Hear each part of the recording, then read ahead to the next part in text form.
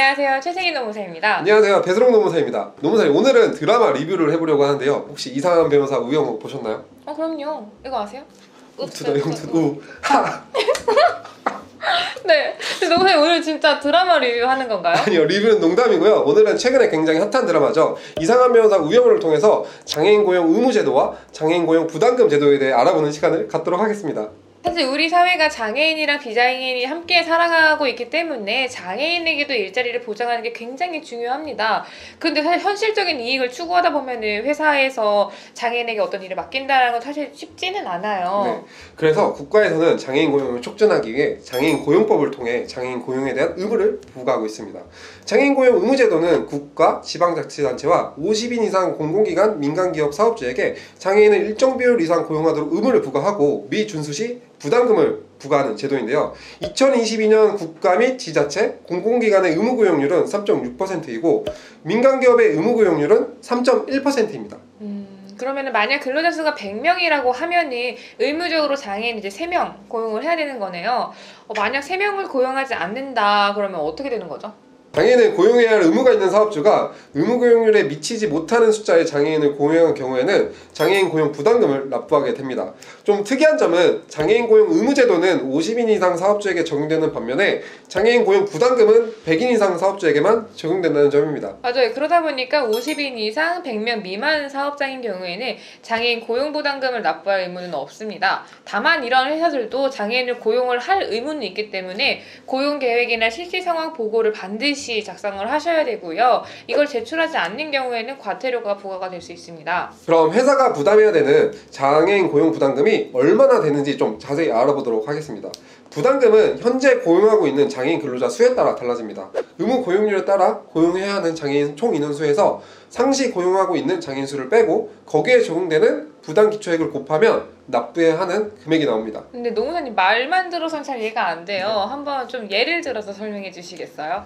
그럼 2022년 8월 법무법인 한바다를 기준으로 설명해 보도록 하겠습니다. 사실 법무법인 한바다의 상시 근로자 수는 제가 알 수가 없어요. 근데 대형 로펌을 검색을 해보니까 대략 직원 수가 1000명 정도 되는 것 같더라고요. 그럼 법무법인은 민간기업이고 3.1%의 의무고용률이 적용되기 때문에 법무법인 한바다는 31명의 장애인을 의무고용해야 합니다. 물론 한바다에 상시적으로 고용 중인 장애인 근로자가 더 있을지 없을지는 알 수가 없어요. 그러나 일단 우영우 변호사 1명이라고 가정을 하고 우영우 변호사의 장애 정도가 경증이라고 가정을 할 때 법무법인 한바다는 장애인을 1명 고용하고 있다고 볼 수 있습니다. 그럼 의무고용 인원의 4분의 1에 미달하는 경우로서 160만 8,600원에 30을 곱한 금액 4,825만 8천원을 8월에 의무부담금으로 납부해야 합니다. 이러한 조건이 동일하게 2022년 동안 지속이 되었다면 5억 7,909만 6천원을 2023년에 납부해야 되는 거죠. 아까 설명하실 때 우영우 변호사를 경증 장애인으로 본다고 하셨는데 경증 장애와 이제 중증 장애인은 어떤 차이가 있는 건가요? 부담금 산정 시 근무한 것으로 인정되는 장애인은 한 달의 임금지급 기초일수가 매월 16일 이상이면서 소정근로시간이 60시간 이상이 되어야 됩니다. 이 경우 계약직, 아르바이트, 정규직과 같은 그런 고용 형태는 상관이 없어요. 다만 중증장애인 경우에는 60시간 미만을 일하더라도 상시 고용하고 있는 장애인으로 인정이 되고 60시간 이상 일한 경우에는 2배수가 인정이 됩니다. 그리고 장애인에는 장애인복지법에 따른 장애인, 국가유광조법 시행령에 따른 상위 등급 기준에 해당하는 사람이 모두 포함이 됩니다. 장애인인지 여부는 확인할 때는 장애인 등록증과 같은 관련 서류를 반드시 확인하시기 바랍니다. 부담금을 신고하고 납부하는 건 이제 매년 1월 말까지 하셔야 되는데요.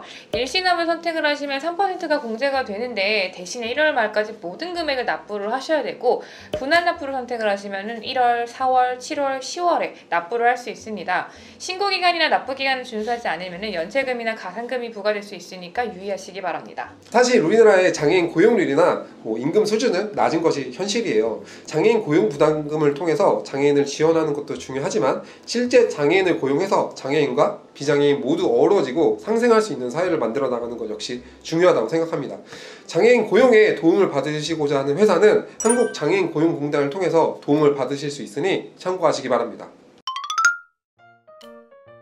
오늘은 드라마를 통해서 장애인 고용 의무 제도와 이제 고용 부담금에 대해서 알아봤는데요. 저희 영상이 많은 도움이 되셨으면 좋겠습니다. 감사합니다.